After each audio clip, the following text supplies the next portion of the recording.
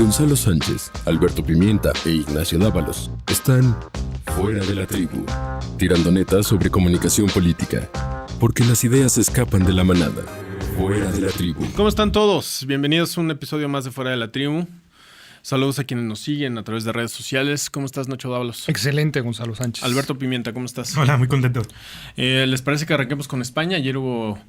Ayer se dieron los resultados, ayer lunes, estamos grabando en martes, de las elecciones que se dieron el pasado domingo en España. Un país que ha tenido 3 elecciones en los últimos 5 años, 3 elecciones nacionales en los últimos 5 años. ¿Quién quiere empezar? Yo respiro tranquilo después de conocer estos resultados, luego de que en Europa y en el mundo en general viéramos cómo ha crecido la extrema derecha de manera exponencial.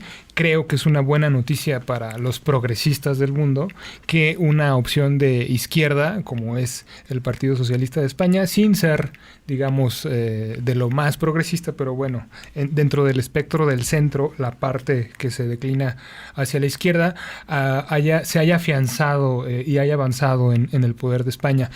Aunque también está esta otra lectura en donde Vox, el partido de extrema derecha, tiene un avance como nunca lo había tenido en España. Entonces, al final lo que encontramos es, gana, sí, la parte de la izquierda moderada en España, pero también tenemos un avance de la extrema derecha.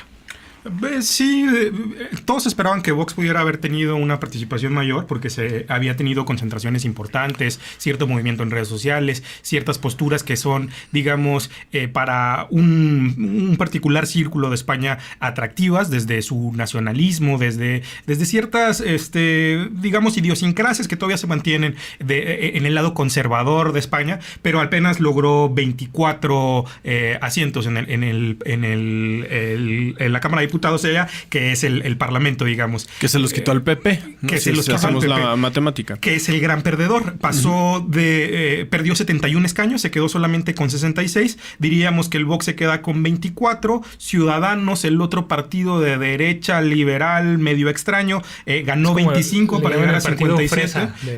El partido fresa de España, el partido que por momentos tiene posturas, más cercanas hacia el centro-derecha, ¿no? Aunque algunas de centro-izquierda pudieran hacerle también sentido. En apariencia. Sí, completamente. En los últimos debates completamente decantado hacia la derecha, y negándose incluso en lo discursivo a hacer supuestamente gobierno con el Partido Socialista Obrero Español, que al final necesitará buscar aliados y al final podría darse, aunque toda la base del Partido Socialista le haya pedido a Pedro Sánchez, el presidente del partido, que no se alíe con Ciudadanos para hacer gobierno, podría pasar porque al final termina siendo esta posición de centro con 57 diputados que lo podría llevar a los 123 más 150 más 57, 170 y tantos que se necesitan para 176 se necesitan para hacer la mayoría absoluta. Entonces está interesante el caso de España porque Unidos Podemos, que era la otra parte de izquierda,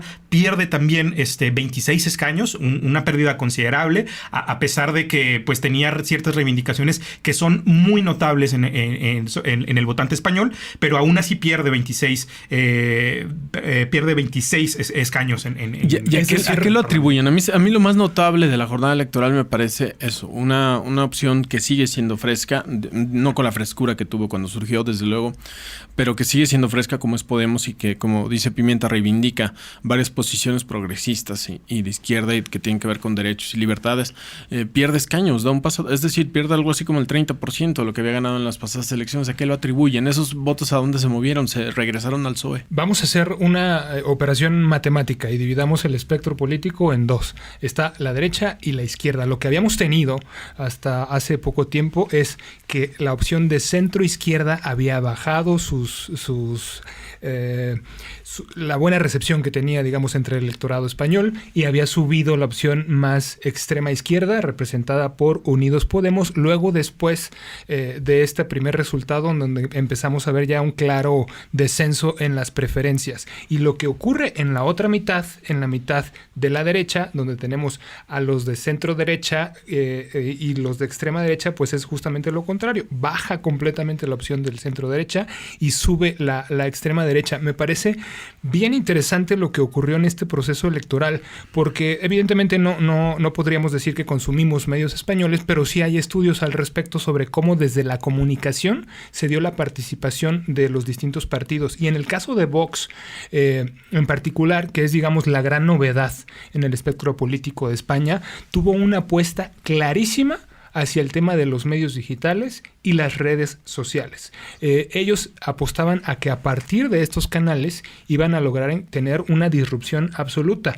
Incluso las encuestadoras se anticipaba que iban a tener mejores resultados, sabiendo pues que hay un voto oculto, o que la gente, cuando se decanta por opciones de extrema derecha o de extrema izquierda, pues a lo mejor no lo dice porque puede ser mal visto. Entonces hay por ahí un punto ciego en donde las encuestadoras ya tratan como de tomar un freno de mano y ya le otorgan un porcentaje que no se alcanzó.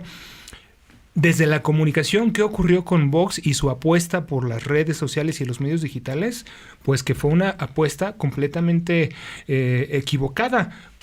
Y me parece que este asunto nos confirma algo que ya se ha dicho desde hace mucho tiempo, que es: la apuesta no es por los asuntos digitales en contra de los tradicionales, o irte por los tradicionales en contra de los digitales, sino que tienes que hacer un mix de ambos. Y lo que ocurrió con Vox es que tal cual dejaron de ir a entrevistas de los medios más importantes porque decían, no, eso es el establishment, no los necesitamos, nosotros con las redes sociales tenemos para ganar lo que pensamos ganar. Pues al final, oh sorpresa, no fue así. El tema de las redes sociales, me parece que desde la comunicación es un fenómeno que hay que estudiar más a detalle en España. Y el caso de Unidos Podemos también. Yo estaba viendo algunas cifras sobre la inversión en medios, particularmente en Facebook, y el que más invierte es Podemos. Claro, acompaña su inversión de contenido muy potente que tiene esta virtud de ser viralizado de manera más sencilla que los demás, pero también Unidos Podemos ha apostado siempre en mucha mayor proporción a los medios digitales, y parece que la apuesta tampoco le sale. ¿Qué hay detrás de esto? Pedro Sánchez llega después de unos escándalos de corrupción del Partido Popular que dejan de lado a Mariano Rajoy. Llega Pedro Sánchez, había tenido problemas para echar a andar sus reformas y lo que él necesitaba para hacer gobierno, y por eso convoca estas elecciones, para tener la legitimidad que en caso de ganar, como lo hizo, le permitiera echar adelante su programa de gobierno, y lo logra en buena medida, pero con estos dos, según Pimienta, que los dos extremos, el extrema derecha y el extremo, no sé si sea extrema izquierda, Unidos Podemos, pero vaya, tratando de colocarlos en algún sitio, se quedan al margen haciendo una apuesta muy concreta sobre los medios digitales. Sí, pero creo que tiene que ver más con la coyuntura específica de España en estos momentos. Es multifactorial, evidentemente, lo que sucede para que Podemos no alcance a repuntar en términos de resultados electorales, pero yo creo que tiene que ver principalmente con el tema del referéndum catalán. La situación de España y la crisis constitucional que se vino después del referéndum generó una cuestión, digamos, entre el votante promedio de aversión a los extremos. Entonces, ese tema de la aversión a los extremos, lo que puede generar, y la aparición de Ciudadanos también, lo que hace es un efecto de mejor vayámonos tranquilos, vayámonos conservadores, y acerquémonos a la opción, digamos, más tradicional, que represente, en este caso es continuidad, pero es una continuidad pequeñita. O sea, Pedro Sánchez tenía apenas unos cuantos meses como presidente de gobierno, y entonces pues lo que se genera es eso, alejarnos del PP, que es el gran perdedor, perdiendo los 71 escaños que ya les comentaba, porque tuvieron un escándalo de corrupción del cual no se puede, es el efecto PRI. O sea, ahí ya el tema corrupción les terminó por reventar, perdieron toda la credibilidad, y aparte tenían un presidente de partido que, desde mi particular punto de vista, jamás no estuvo a la altura de la contienda. En el debate se le vio débil, no tenía argumentos fuertes, frente a una postura de Ciudadanos muy clara, una postura del Vox también muy clara. Representaba una derecha en España que no tenía nada que ver, y entonces el votante dijo, pues vámonos tranquilos, vámonos con el Partido Socialista, que ya sabemos cómo es, pero no nos arriesgamos porque él sabe conciliar. Yo creo que por lo que votaron los españoles fue al final por un gobierno de conciliación, atendiendo a una nueva circunstancia que están viviendo los españoles también, que es el segundo congreso donde hay un multipartidismo, no porque antes no hubiera más partidos que el PSOE y el PP, sino por los porcentajes, ¿no? En porcentajes hay una representación más pequeña de cada uno de los partidos y por lo tanto hay un multipartidismo que impide que un solo partido haga gobierno por sí mismo. Así es. Añadiendo también del otro lado, hablando de Podemos y qué es lo que ha pasado con este conjunto de políticos emergentes muy jóvenes con ideas muy claras dentro del asunto de las drogas, dentro de buscar los derechos de las minorías, de defender los derechos de los trabajadores, etcétera. Pues lo que encontramos es algo bien importante que hemos señalado en varios puntos, que es la congruencia cuando fijas tu comunicación en el asunto de la austeridad, de lo alternativo, etcétera, y luego encuentras algunos escándalos como le ocurrió a su líder Pablo Iglesias, donde se dio a conocer una casa de lujo que había adquirido con pues bueno, lo que encuentras no es nada más comunicar y hacerte una imagen, sino es cuidar esa imagen, claro, y tener esa congruencia. En el momento que se rompe esa burbuja de congruencia, pues entonces, por muy bonitas que tengas tus redes, por muy bonitos que sean tus videos y por mucho que tengas una cola de caballo y que no uses corbata como los políticos tradicionales, si la congruencia que habías, o digamos la reputación que habías construido se te acaba, pues la verdad es que es difícil con aire y con pura comunicación volver a recuperar esa reputación. Y eso se ha visto, por un lado, en su líder, y por otro también en las pugnas y reyertas que hay entre los liderazgos, en donde ya ha habido una clara separación de los líderes más importantes, y eso al final, como agrupación, le termina pegando a Podemos. Es que de lo que vive un político es de su reputación, y la reputación se construye con base a congruencia. Y cuando hay una falta de congruencia como la que acabas de señalar, efectivamente pega directamente en la credibilidad y en la legitimidad de tu proyecto político. ¿Qué sucede en España? Que ahora tendrán que ponerse de acuerdo para conformar gobierno. Recordemos que es un régimen parlamentario, no es como el caso de México, que es un régimen presidencial. Allá tienen que lograr la mayoría de 176 miembros de la Cámara para poder nombrar a un presidente. Esto se puede lograr con los votos del PSOE, con los votos de Podemos, pensando en que los dos están alineados hacia la izquierda, y tendrían que ir en busca de algunos votos más, algo así como 10 votos, entre 10, una docena de votos para poder conformar gobierno, y estos votos los podrían sacar o bien yendo hacia Ciudadanos, es decir, hacia la opción más cercana al centro, pero ya del lado de la derecha, o bien buscando los partidos pequeños, vascos o catalanes, uh-huh, que vaya, el asunto ahí es que ellos se están pugnando en su gran mayoría por la independencia. Y fíjense que también me queda claro, estuve escuchando algunos de los discursos de los ganadores, particularmente de Pedro Sánchez, y me llamó mucho la atención, y lo sacó a colación por el comentario que hacía Pimienta, de que en esta ocasión los españoles trataron de votar lo más alejado posible de los extremos, y Pedro Sánchez hacía un llamado a la unidad y hablaba mucho de que venía un gobierno que no iba a dividir, un gobierno que iba a buscar el consenso, un gobierno que iba a buscar la unidad.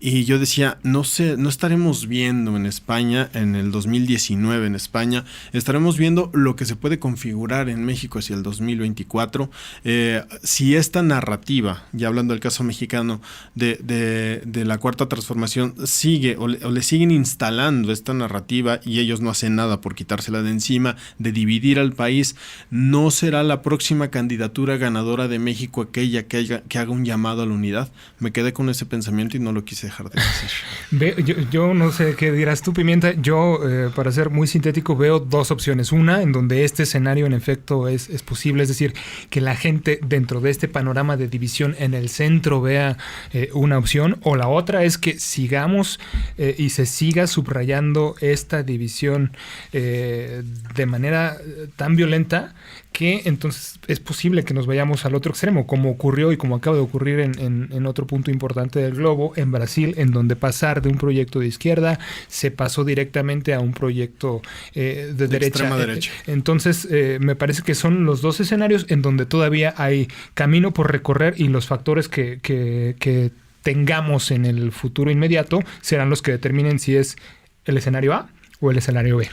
Aunque yo dudo mucho del escenario A, porque México tiene un régimen presidencial que no tiene los incentivos para que se dé esta clase de tiras hacia el centro, digamos, ¿no? En realidad, si el grupo en el poder le conviene la polarización, pues él puede ganar la elección con el 30% de los votantes. En realidad, lo que importa es ganar el 50% más uno de los votantes, ser el que tiene más votos y con eso ya se puede garantizar. Al contrario de cómo se da en el sistema parlamentario, donde sí se tienen que buscar los consensos, que hace muchísimo más rico, por ejemplo, los ejercicios de debate. En el debate veíamos a Pablo Iglesias claramente sabiéndose que no podía aspirar a convertirse en la primer fuerza de gobierno, o sea, no aspiraría a la presidencia, tirándole tanto pases a gol a Pedro Sánchez, como también reclamándole y diciendo y teniendo claramente posturas donde no cumplía el PSOE, que era su aliado en el gobierno anterior. Entonces, creo que México no tiene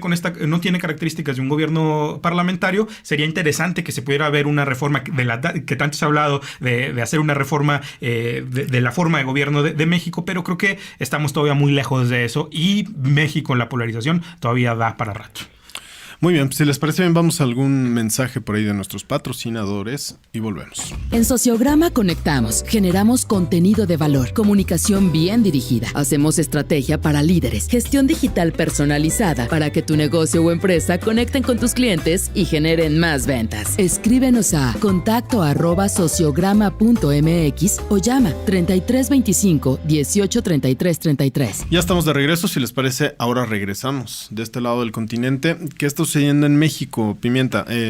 Circularon algunas cuentas de periodistas que han sido ultimados en los últimos años. Hay una crisis a este respecto, periodistas que por el ejercicio de su profesión han sido asesinados en distintos puntos del país, muchos de ellos asociados con delincuencia organizada, y el Estado, en su momento el gobierno anterior, Enrique Peña Nieto, y hasta este momento el actual de López Obrador, no ha sabido dar una respuesta clara. Es decir, en estos casos lo que sigue prevaleciendo es la impunidad.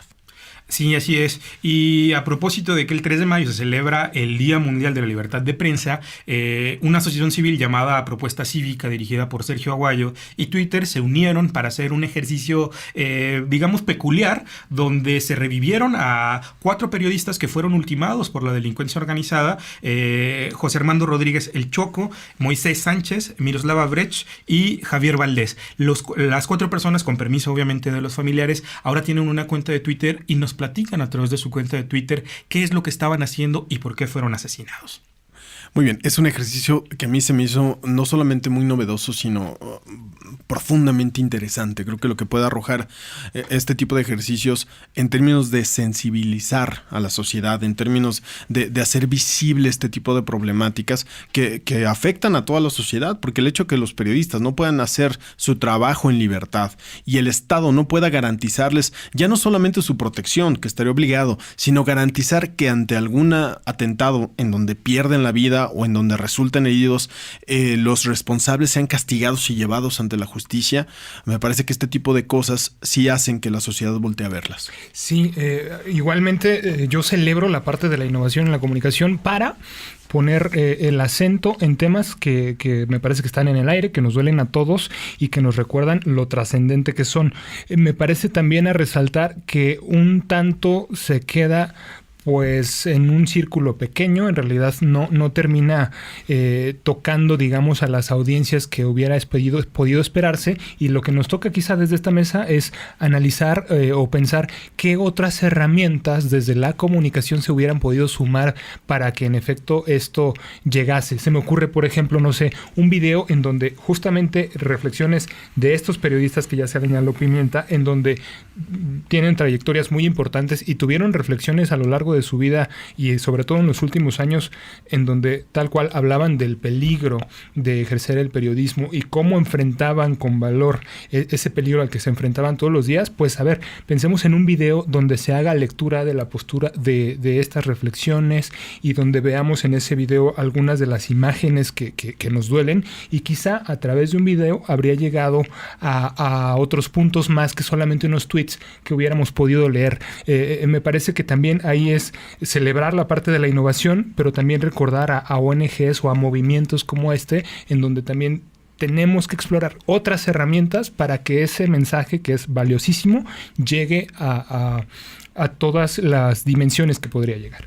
Completamente de acuerdo. Ahora, si les parece bien, me gustaría que platicáramos algo sobre una nota que publica Proceso el pasado domingo y que viene a colación no solamente por el chisme que trae detrás y que está muy sabroso y ahorita lo van a conocer, sino porque refiere a uno de los íconos, hay que decir, yo en lo particular no estoy de acuerdo con eso, pero así ha sido en los últimos años, uno de los íconos de la sociedad civil en México, Isabel Miranda de Wallace, que ustedes la recordarán, ahorita Alberto Pimienta nos dará un preámbulo más amplio. Ella es madre de un hijo secuestrado. A raíz de eso encabeza una lucha con padres de familia en condiciones similares. Se le ha visto encabezando varios de estos movimientos. También ha sido severamente señalada. Recuerdo ahorita el caso de Florence Cassés, el libro de Jorge Volpi, que ganó el premio Alfaguara el año pasado, en donde desnuda el modus operandi de este tipo de organizaciones que se dicen de la sociedad civil,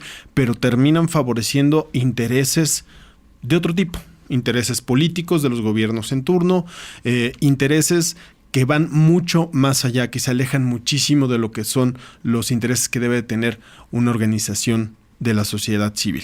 ¿Por qué no nos platicas, Pimienta? Pues sí, estamos hablando acerca de un caso del 2005 que reaparece con mayor fuerza que nunca en el 2019. En el 2005 recordarán que Isabel Miranda de Wallace denuncia el secuestro de uno de sus hijos, Hugo Alberto, y dice que pues bueno, fue secuestrado. Al paso del tiempo logran detectar a los supuestos secuestradores, detectar la casa donde supuestamente su hijo fue secuestrado y después asesinado para después ser mutiladas todas sus partes y tirado en un canal en un río. Se dio las investigaciones, se dio con los culpables, están bajo proceso y la evidencia fundamental que encontraron se encontró, digamos, de forma algo peculiar. Digamos que encuentras la casa, la aseguras y no encuentras nada en las primeras periciales, pero 10 meses después encuentras una gotita de sangre.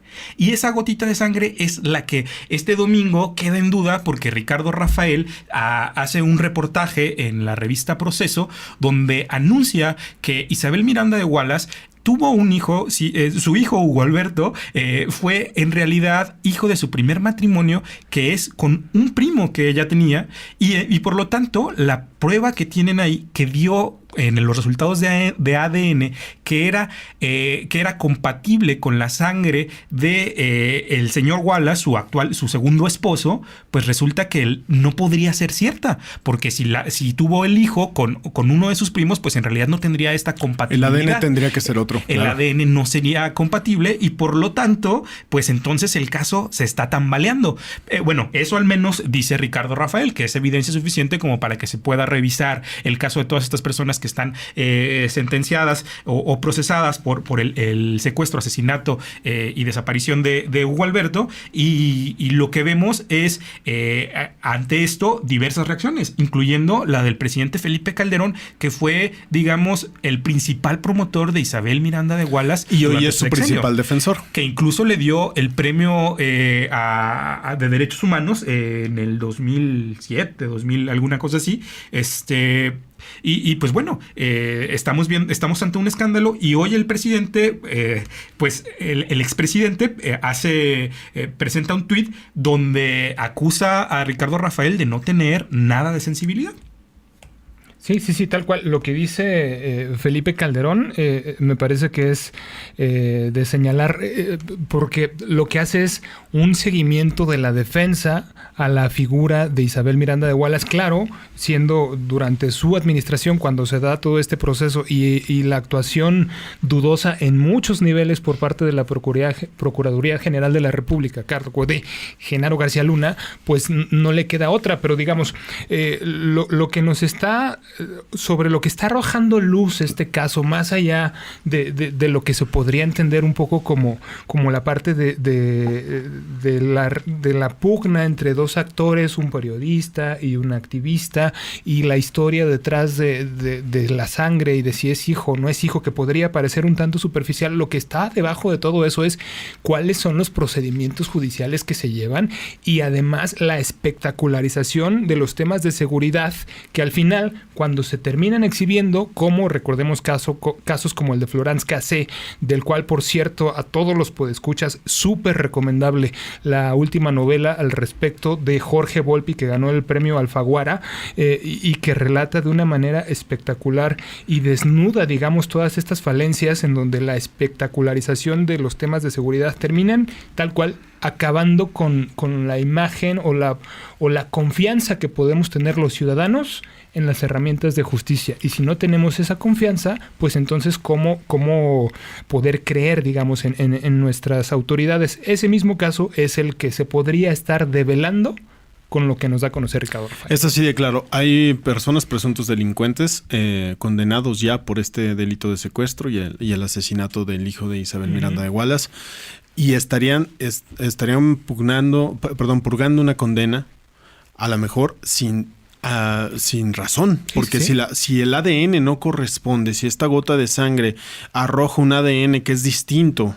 de acuerdo a lo que nos acaba de comentar Pimienta, a quien en realidad es el padre biológico del hijo lamentablemente secuestrado, entonces estarían teniendo en la cárcel a inocentes. Incluso, y esto tiene mucho que ver, perdón Nacho, con lo de Florence Cassé, que al final el procedimiento se cae, se genera un conflicto diplomático con Francia y tienen que dejar salir a la francesa Florence Cassé por estas falencias en el procedimiento.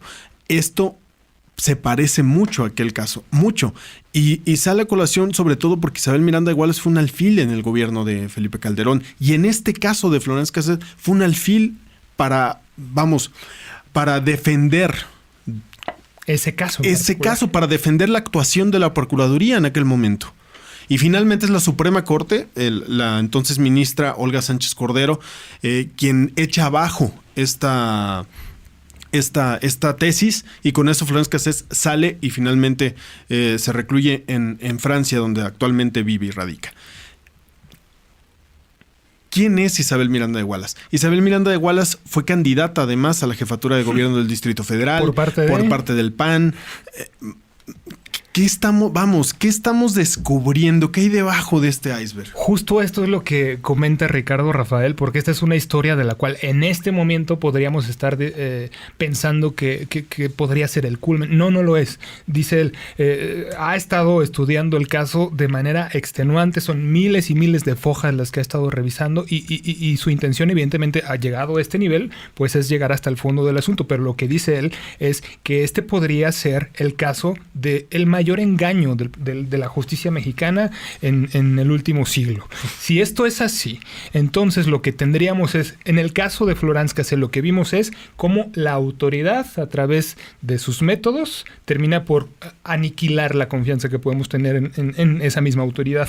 Pero por este otro lado, si nos encontramos también con eso, encontraríamos entonces que la confianza que podríamos tener los mexicanos en personajes activistas que promueven ciertos temas también estarían hechos desde la construcción ficticia de casos. Entonces, lo que tendríamos en ese binomio, si esto llegara a ser tal como lo expresa Ricardo Rafael, es: por acciones de la propia autoridad, no tenemos manera de confiar en la autoridad, pero por acciones también de activistas y ONGs, pues ¿cómo confiamos en estos si todos son casos armados? No todos, evidentemente, pero con un caso que se pruebe de esta magnitud que se está hablando, sería gravísimo para la confianza que podemos tener como ciudadanos, insisto, no solo ya en la autoridad, sino también en organizaciones que en teoría promueven casos para defender a estos ciudadanos.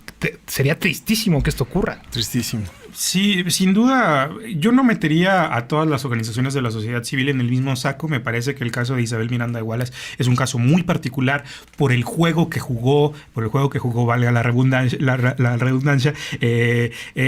con el gobierno de Felipe Calderón. Es decir, no era una organización de la sociedad civil que hacía el papel de las organizaciones de la sociedad civil de hacer un cierto trabajo, sino que, bueno, también puede ser este esquema de las organizaciones de la sociedad civil que también es muy conocido, de ir y generar escándalos para después ellos mismos apagar los fuegos que van encendiendo, ¿no? Era un poco el sistema que tenía Isabel Miranda de Wallace, ¿no? Donde veía un gobierno al que podría sacar ciertos recursos monetarios, pues iba y decía, tus niveles de secuestro están así, asado, generaba nota en medios nacionales, etcétera, y después iba y ofrecía asesorías, y de entonces tenía una asociación civil, Alto al Secuestro, que se iba nutriendo de estos recursos. Pero bueno, es una forma muy particular que creo que se debe de evidenciar y se debe decir, como lo está haciendo Ricardo Rafael, ¿no? Con una historia, con datos, con documentos. Con periodismo. Se tiene que hacer. Pero lo que dice Nacho de esta cosa de el manejo perverso de la comunicación para desvincular la realidad de lo que está pasando, más bien desvincular la responsabilidad de los gobiernos de lo que está pasando y presentar resultados, aunque no lo existan, a mí es lo que más me preocupa. El caso de Florence Cassés y la novela que bien ya han comentado, una novela criminal de Jorge Volpi, me parece que es súper paradigmático porque tú terminas de leer la novela y tú no sabes lo que pasó en realidad. O sea, no puedes decir a ciencia cierta si son culpables o no son culpables. De lo que estás completamente seguro es de que lo fabricaron. Es una fabricación. Sí. De que las instituciones de seguridad en nuestro país fabrican los casos en lugar de hacer su trabajo. Claro. Que esa es la reflexión que debemos de hacer. Cómo el manejo comunicacional de los gobiernos ha sido perverso en el tema de seguridad y debemos de exigirles a los gobiernos, por lo tanto, que no hagan este ejercicio de fabricación de datos o de decir mis datos, tus datos, etcétera. No, de presentar datos contundentes y de hablar sobre cifras que ya estén establecidas, no invenciones. Y para los podescuchas, para que le puedan dar un seguimiento, digamos, con documentos y con las entrevistas que se dieron, nada más métanse en una oportunidad que tengan a la cuenta de Twitter de Ricardo Rafael, donde hace apenas 4 horas publicó un tweet que dice lo siguiente: este fue el momento en que Isabel Wallace me mintió diciendo que José Enrique Wallace Díaz era padre biológico de su hijo, y este es el origen del reportaje publicado en el último número de la revista Proceso. Ahí podrán ver esta entrevista en este enlace que publica Ricardo Rafael. Paso 2, hay que leer el artículo de la revista Proceso, y luego hace 3 horas respondiendo este tuit, reclama e insiste en el tema del expresidente Felipe Calderón, diciendo que cuáles son las pruebas genéticas que tiene para decir que Enrique Wallace no es el padre biológico, etcétera. Es decir, una discusión que continúa, pero importante. Si quieren, como digamos, tener toda la línea cronológica que se da, sigan en este momento Ricardo Rafael, porque van a tener la entrevista en donde le afirman este asunto, luego podrán leer el artículo de Proceso y ya entonces seguir con toda claridad lo que ocurre a través de las cuentas de Isabel Miranda, de Ricardo Rafael y de Felipe Calderón. Es una pena. Las organizaciones de la sociedad civil bien habidas, que son muchas y me parece que son mayoría. El golpe que podrían estar recibiendo por esto, claro. Paulatinamente tendrían que, ir depurando, ir denunciando, mostrando al público este tipo de simulaciones de organizaciones que se dicen de la sociedad civil que en realidad no lo son, sino que fungen más bien como comparsas de gobiernos, que se benefician de gobiernos que tienen un modus operandi como el que decía Pimienta, de esto de generar incendios para después ir a apagarlos. Me vienen varias a la mente, no es el caso mencionarlas ahorita, pero efectivamente muchas organizaciones de la sociedad civil y muchas que han sido durante muchos años muy respetadas y muchas de las que en ocasiones vemos en los espacios de opinión, no todas, subrayo, no todas, la inmensa mayoría de las organizaciones de la sociedad civil tienen fines que me parecen legítimos por completo, pero muchas otras han vivido del sistema. Y sirviendo como comparsas han atraído a sus arcas beneficios incluso económicos, ¿no? Organizaciones que de repente señalan que un gobierno está haciendo las cosas mal en tal o cual situación y acto seguido le venden una asesoría. Y acto seguido mandan a algún asesor y a la vuelta de X tiempo, de algunos meses, resulta que ese gobierno que antes estaba muy mal ahora está muy bien y recibe un premio y un reconocimiento. Vaya, este tipo de cosas tendrían que sacarse a la luz y yo coincido con Pimienta, tendrían que sacarse a la luz así. con investigaciones bien sustentadas y que todo vaya cayendo por su propio peso. Es tal cual el lado oscuro de la comunicación, ¿no? Es correcto. Y tenemos un último tema, pero antes de entrar a ese tema, Alberto Pimienta nos quiere hacer algunas recomendaciones. Sí, a propósito de lo que hemos visto, me gustaría recomendarles 2 series. Primero, sobre el tema de la comunicación, quiero decir, de la libertad de prensa. La serie Tijuana, yo la acabo de comenzar a ver. Es una serie que habla precisamente acerca de la condición en la que viven los periodistas en México. Es ficción, pero es una ficción muy bien hecha. Se las recomiendo muchísimo. Yo voy en el 3er capítulo. No he tenido el tiempo de acabármela de una sola sentada, pero véanla. Y la segunda serie que les quiero recomendar, que seguramente muchos de ustedes ya han visto, pero si no deben de verla, es una serie documental del 2015, Making a Murderer, que la pueden ver también en Netflix, que es acerca de esto, cómo se construyen casos a veces, no nada más con la aparición de gotitas maravillosas de sangre, sino con las confesiones forzadas a ciertas personas. Vean las 2 series, platíquenos de qué les ha parecido y ahora sí pasemos a temas más serios. Un saludo. Muy bien, pues esto que vamos a platicar es sumamente doloroso. Es una de las notas que creo que deberían de haber consternado a toda la nación, porque más allá de los hechos, que son lamentables, hubo video, es decir, hay un registro audiovisual de lo que sucede, y me estoy refiriendo al brutal, artero asesinato de una mujer a manos de su pareja en las afueras de la Casa de Gobierno, aquí en Guadalajara, Jalisco. Esta mujer iba a la Casa de Gobierno presuntamente a solicitar ayuda. Su pareja tenía una orden de restricción desde hace 2 años, desde el 2017. Orden de restricción que no se cumplimenta, porque si se hubiese cumplimentado no hubiera sucedido lo que sucedió. Y finalmente el tipo llega, arrolla a la mujer y posteriormente la acuchilla.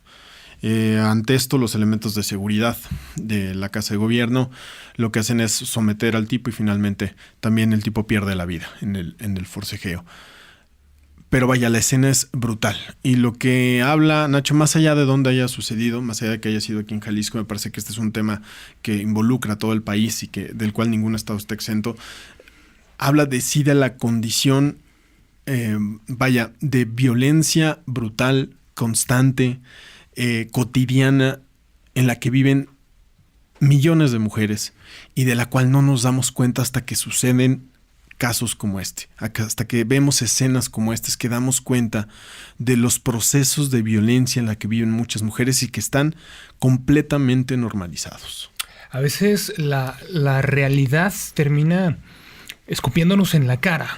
Metáforas potentísimas como esta, en donde solamente con impactos como este, en donde el lugar que todos entenderíamos que debería ser el más seguro del estado, así como nos imaginamos que el lugar más seguro en la potencia mundial, que es Estados Unidos, seguramente debe ser la Casa Blanca, por lo menos esa es la idea que tenemos como ciudadanos del mundo. Bueno, pues así lo podemos bajar hacia la casa o el lugar donde viva el presidente de un país, en este caso Andrés Manuel López Obrador, y luego si lo bajamos a los gobiernos subnacionales, lo mismo en el caso del gobernador. Entonces el lugar más seguro de este estado tendría que ser la residencia del gobernador, Casa Jalisco. Y lo que ocurre es sobre un problema tan fuerte como la violencia, primero la violencia de género, y que tiene su expresión más fuerte en un feminicidio. Bueno, pues lo que pudimos ver es que en ese lugar, que en teoría sería el más seguro, y justamente lo que se relata es que esta mujer, que ya tenía esa orden de restricción contra su esposo, de quien estaba en proceso de separación diagonal divorcio, pues ya tenía esta orden de restricción. Estaba siendo perseguida por esta persona, por su esposo, iba en un Uber hablando con su abogado, quien le dice: ¿dónde estás? Bueno, pues estamos pasando aquí por tal, que es Casa Jalisco. A ver, mejor que te dejen ahí, platica con los policías, diles que te están siguiendo justamente por esta misma idea. No es que ella de su casa voy a ir a Casa Jalisco para que me cuiden, no, es una recomendación de un abogado porque también se entiende que Casa Jalisco es el lugar más seguro. Llega, logra acudir con estos agentes de seguridad, pero bueno, pasa lo inaudito. Este tipo, incluso viendo a su exmujer con los policías, pues la arrolla y termina pasando esta situación. Me parece que son de esas cosas, insisto, que nos escupen en la cara y que como sociedad nos tienen que hacer reflexionar sobre qué estamos haciendo al respecto. Ya se han tenido muchos intentos, pero no podemos permitir que nos siga escupiendo en la cara la realidad, porque lo que encontramos es una violencia que se expresa de unas maneras hasta que ya llegamos, me parece, hasta un extremo que no podemos estar permitiendo. ¿Y estamos dispuestos a hacer algo? Esa sería la gran pregunta. ¿Estamos dispuestos como país y los gobiernos, desde el gobierno federal, pasando por los municipales y los estatales, están dispuestos realmente a meterse a fondo? Porque esto requiere de medidas. Vaya, hay que reconfigurar la cultura del machismo en México, hay que reconfigurarla, de otra forma no va a pasar nada, Nacho. Estos casos de violencia son silenciosos, suceden dentro de las cuatro paredes de un hogar, y cuando llegan a suceder escenas como esta es porque ya hay una violencia detrás que lleva años y que seguramente lleva generaciones, y esto no se va a cambiar si no hay de verdad un golpe de timón de parte de los líderes de este país, y creo que la comunicación ahí juega un papel fundamental.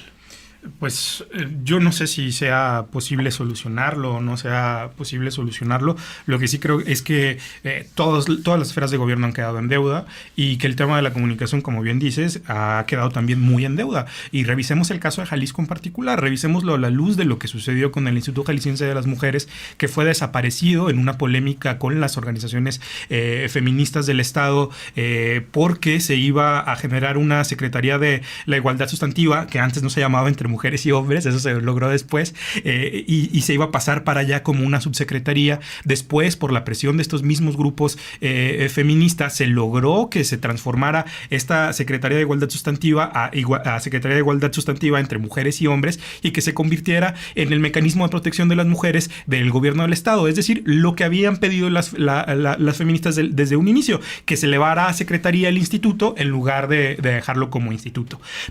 Pero el gobierno de Jalisco lo que hizo fue arrastrar una serie de conflictos que, al llegar a este momento, como bien decía Nacho, que termina escupiéndonos la realidad en la cara, siendo un acto de feminicidio enfrente de la casa del gobernador, pues con el arrastre que tenía en estos momentos de desencuentro con las organizaciones de la sociedad civil, el que es el gobernador termina teniendo muy pocos argumentos para poder salir a dar la cara. Los argumentos que tenía, las cartas que tenía, ya las había repartido, y ahora ya no puede salir con ninguna otra cosa más a decirlo. ¿A qué sales a decir? En realidad sales a reiterar un discurso que se ha reiterado por lo menos en los últimos 6 años en el Estado, no solo en el Estado, en el país. Entonces sí, ya estamos ante una situación donde ya no basta con la comunicación. Es muy importante la comunicación, pero ha sido rebasada, y se tienen que haber acciones muy concretas ante una situación que es en realidad crítica. Decía, según recuerdo, una nota de prensa que había en Zapopan algo así como 1,200 órdenes de protección y había 2,400 patrullas, que era imposible. No hay capacidad institucional para lograr eso, ejecutarlas. Pero se vale que un gobierno sea impotente en esta clase de violencia. Claro. O sea, cuando tú nos decías, Gonzalo, que esto es el reflejo de una violencia que va escalando a lo largo de años, pues sí, ¿no? También es que se dan momentos de feminicidio de mujeres que, sin deberla ni temerla, de violencia que sucede sin ninguna relación previa. Es decir, que sucede así porque la condición machista de nuestro país está desbordada. En realidad vivimos en una crisis donde las alertas de género, donde todos los mecanismos de gobierno han fracasado. Urge una cosa que deben de tener todos los gobiernos, que es innovación. Salirse del cuadrito, salirse de las formas tradicionales de hacer las cosas, escuchar mucho a las organizaciones de la sociedad civil y cambiar la manera en que se hacen las cosas, porque si no, no vamos a salir adelante. Y yo haría otro apunte. El sistema político es machista. ¿No les parece? El sistema político en el país es machista y eso no cambió con la llegada de la Cuarta Transformación y me parece que no va a cambiar en los próximos años. Vivimos un sistema en donde se privilegia estas actitudes de control, estas actitudes de autoridad que son asociadas, vamos, con lo más rudimentario del macho alfa, vaya. Y mientras esta situación no cambie, pues no va a haber sensibilidad para abordar estos temas y atacarlos de fondo, Nacho. Esta escena que vimos, que pudo haber sucedido desafortunadamente en cualquier estado de la República y en cualquier otra situación, sucede en Jalisco, que además es un estado que ha sido señalado por esta condición de maltrato sistemático a las mujeres. Y es innegable, me parece, que en los últimos años ha habido, podemos llamarle avances en estos temas. Tenemos hoy la legislatura en donde tenemos de la paridad, en donde ya hay igual número de hombres y mujeres. Me parece que se ha avanzado en temas de políticas públicas, se habla de nuevas masculinidades. Las mismas órdenes de restricción también son un avance, pero hay que estar claros en que esta situación de violencia tiene su origen en el asunto del machismo y que tiene su máxima expresión en los feminicidios. Bueno, pues eso se ha estado cultivando durante generaciones, entonces las acciones que en efecto se han llevado a cabo pues tienen que pasar y metérsele el acelerador, porque lo que sufren las mujeres de verdad es una situación me parece que no se puede permitir. Nada más para sacarnos del caso de Vanessa, que ya comentamos, se dio también el de Alondra, pero un otro ejemplo que nos deja muy claro cuál es la situación que viven las mujeres. Una nota de la edición de Mural en la sección de Nota Roja, la edición del sábado 27, nos habla de un policía denunciado que se burla de su ex esposa. Es el caso de una mujer, Andrea, vamos a omitir su nombre completo, quien denuncia a su pareja, quien pues bueno es un policía. Entonces este sujeto publica en su cuenta de Facebook: fue a ponerme una denuncia en fiscalía y yo fui quien la atendió. Y le siguen unos emojis de estos que todos conocemos, de la risita donde sarcástica. El emoji se está riendo y se está llorando de la risa. Bueno, pues esto así como se escucha de perverso, es lo que viven las mujeres. Que en casa, en las cuatro paredes, que debería ser el lugar donde te sientas más seguro, más cómodo, bueno, pues ahí es donde recibes la violencia. Y luego esta mujer va y denuncia, y lo que encuentra es a esta persona que es policía burlándose de que yo fui quien la atendió, ¿no? Vale. ¿Qué historia de terror es la que viven todas las mujeres? Y ese es el nivel que debemos ponerle a las acciones que vengan desde los gobiernos estatales, desde los gobiernos municipales, desde las universidades, para parar el acoso y parar estas situaciones de violencia, porque no lo podemos permitir más. Pues ahí la dejamos. Hay que seguir hablando de estos temas. También es responsabilidad de todos los quienes estamos frente a un micrófono hacer cada vez más visibles este tipo de problemáticas. Muchas gracias, Nacho Dávalos. Gracias, Gonzalo. Alberto Pimienta, muchas gracias. Nos vemos la siguiente. Soy Gonzalo Sánchez. Recuerda que la comunicación política es cosa seria.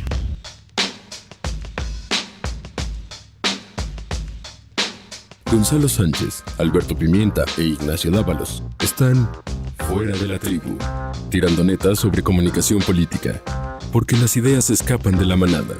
Fuera de la tribu.